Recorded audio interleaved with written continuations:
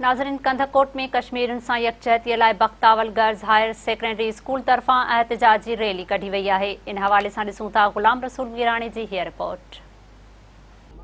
जी बिल्कुल, कश्मीरियुनि सां यकजहती जे इज़हार जे लाइ Bakhtawar girls higher secondary school जे उस्तादनि ऐं शागिर्दियाणियुनि पारां जेको आहे एहतिजाजी रैली कढी वई आहे। हिन वक़्तु मां मौजूदु आहियां Kandhkot Bakhtawar higher girls school जे ॿाहिरां, जिते तव्हां ॾिसी सघो पिया त हिते जेके आहिनि उस्ताद ऐं शागिर्दियाणियूं वॾी तादाद में जेको आहे हिते कश्मीरियुनि सां यकजहती जे इज़हार तौरु जेके आहिनि हिते मौजूदु आहिनि। उन्हनि जे हथनि में जेको आहे त कश्मीरियुनि जे हक़ में बैनर्स ऐं प्ले कार्ड बि जेके आहिनि उहे खयल आहिनि ऐं इन सिलसिले में जेके आहिनि उहे कश्मीर जे हक़ में पाक फ़ौज जी हक़ में जेको आहे उहे ज़ोरदार नारेबाज़ी बि करे रहिया आहिनि। इन सॼी सूरत हाल जे हवाले सां असां हितां जी शागिर्दियाणियुनि सां ॻाल्हि ॿोल कंदासीं त उन्हनि जो वधीक छा चऊं।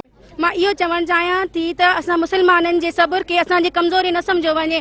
अगरि असां सभु मैदान में आयासीं त कोई यहूदी ते बीह न सघंदो। जो आहे उहे काफ़िर आहिनि, बिलाशी कोई जेतिरी कोशिशि कनि, पर कश्मीर असांजो आहे ऐं हमेशह असांजो ई रहंदो।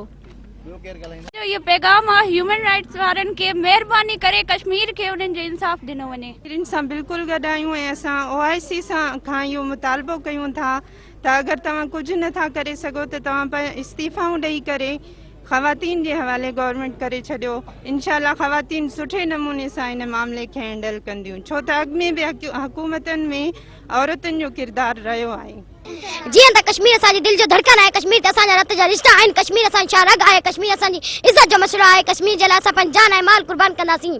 की वफ़ा मोहम्मद से तूने तो हम तेरे हैं, ये जहां चीज़ है क्या लोहो कलम तेरे हैं। जिए बिलावल भुट्टो, जिए आसिफ अली जरदारी, कदम बढ़ाओ बिलावल हम तुम्हारे साथ हैं। कश्मीर बनेगा पाकिस्तान, कश्मीर बनेगा पाकिस्तान, पाकिस्तान जिंदाबाद। कश्मीर हमारे वतन का एक हिस्सा है। हम कश्मीर को आज़ाद करके रहेंगे। हम जैसे बच्चों का कहना है हम कश्मीर के लिए हम कश्मीर को आज़ाद करके रहे। हम कश्मीर के लिए जंग लड़ेंगे। कश्मीर बनेगा पाकिस्तान, कश्मीर बनेगा पाकिस्तान। हर शख्स कह रहा है कश्मीर जल रहा है, बच्चे जवान बूढ़े फरियाद कर रहे हैं, या रब ये कहा है कश्मीर जल रहा है, कुर्बान हो रहे हैं कितने जवान, बेटी माओं का हौसला है कश्मीर जल रहा। कश्मीर बनेगा पाकिस्तान, कश्मीर बनेगा पाकिस्तान। जी नाज़रीन, ही मुज़ाहिरीन जेके आहिनि उहे उन्हनि जे ज़बान ते जेको आहे कश्मीर थींदो पाकिस्तान, कश्मीर बणिजे पाकिस्तान, पाकिस्तान जिंदाबाद, पाक फ़ौज जिंदाबाद जा जेके आहिनि उहे नारा हणी रहिया आहिनि। उहे इहो ई अज़म करे रहिया आहिनि त कश्मीर जी आज़ादी ताईं हर महाज़ ते जेको आहे त कश्मीरी भाइरनि ऐं भेणुनि सां जेको आहे साथ ॾिनो वेंदो। कैमरा टीम सां गॾु गुलाम रसूल मीराणी, मेहरान TV, कंधकोट।